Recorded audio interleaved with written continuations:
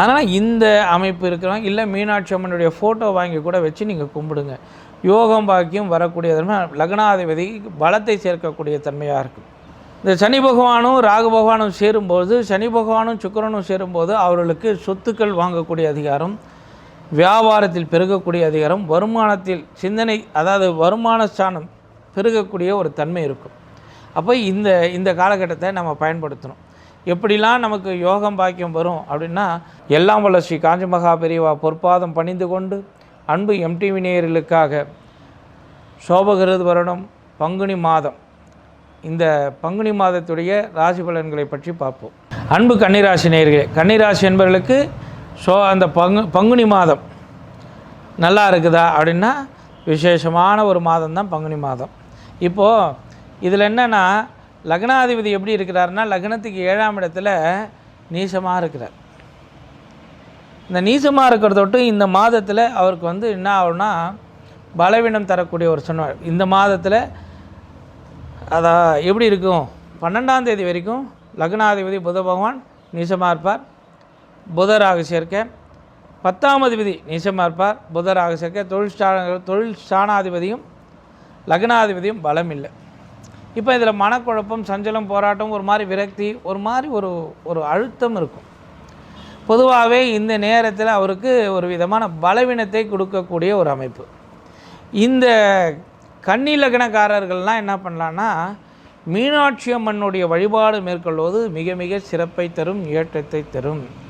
லக்னாதிபதிக்கு மீனாட்சி அம்மன் கோயிலில் போய்ட்டு நீங்கள் வழிபாட்டு வர்றது, இல்லை அதான் என்னால் மதுரைக்கு போக முடியாது அப்படின்னிங்கன்னா, ஒரு சில கோவில்களில் பார்த்திங்கன்னா மீனாட்சி அம்மன் பார்த்திங்கன்னா மீனாட்சி சுந்தரேஸ்வரர் பலமாக இருப்பார்.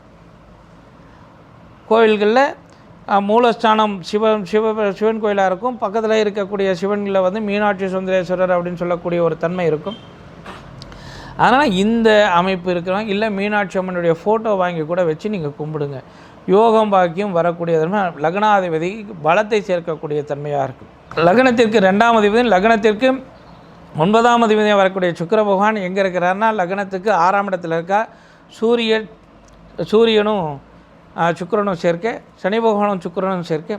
அதனால் இந்த சனி பகவான் சுக்கிர பகவான் எப்பப்பெல்லாம் சேர்றாங்களோ அப்போல்லாம் யோக பாக்கியத்தை தரக்கூடிய லக்னத்துக்கு 2ஆம் அதிபதி வருமான ஸ்தானாதிபதி அவர் உச்சத்தை நோக்கி செல்ல இருக்கிறார்.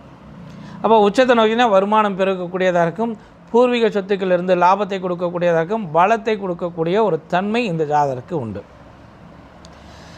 இந்த சனி பகவானும் ராகு பகவானும் சேரும்போது, சனி பகவானும் சுக்கிரனும் சேரும்போது அவர்களுக்கு சொத்துக்கள் வாங்கக்கூடிய அதிகாரம், வியாபாரத்தில் பெருகக்கூடிய அதிகாரம், வருமானத்தில் சிந்தனை, அதாவது வருமான ஸ்தானம் பெருகக்கூடிய ஒரு தன்மை இருக்கும். அப்போ இந்த காலகட்டத்தை நம்ம பயன்படுத்தணும். எப்படிலாம் நமக்கு யோகம் பாக்கியம் வரும் அப்படின்னா, அதாவது எப்படின்னா, 8ஆம் அதிபதி யார் அப்படின்னும் போது லக்னத்துக்கு 8ஆம் அதிபதியாக வரக்கூடிய செவ்வாய் இந்த இடத்துல எப்படி இருக்கிறாரு அப்படின்னும் போது லக்னத்துக்கு 6ஆம் இடத்துல வர்றார். சுக்கிரன், செவ்வாய், சனி பகவான். இந்த இடத்துல சுக்கிரன் யார்? பாக்கியாதிபதி. சனி பகவானுக்கும் சுக்கிரனுக்கும் சனி பகவானும் சுக்கிரனும் யோகாதிபதி, சுக்கிரனும் செவ்வாயும் பாக்கியாதிபதி. இந்த அமைப்பு ஒரு கூட்டுத்தொடராக ஒரு மாறும். அதனால் சனி பகவான், சுக்கிரன், செவ்வாய் இப்படி வரும்போது இவர்களுக்கு யோகத்தை தரக்கூடிய ஒரு தன்மை இந்த காலகட்டத்தில். வீடு வரலாம், நிலம் வரலாம், மனை வரலாம். ஒவ்வொரு நேரத்தில் ஒவ்வொருத்தருக்கு ஒரு விதமான அமைப்பு. ஒரு சிலர் என்ன பண்ணுவாங்க, வீடு மனை கூட இல்லைங்க, கார் வாங்குறேங்க, பைக்கு வாங்குறேங்க, ஃபோன் வாங்குறேங்க, இந்த மாதிரி கூட சொல்லக்கூடிய அதிகாரங்கள் இருக்கிறது. அதனால் இதெல்லாம் நமக்கு எது நமக்கு வாங்கணும்னு ஆசை இருக்குதோ அதை வாங்கி தரக்கூடிய காலகட்டமாக இருக்கும்.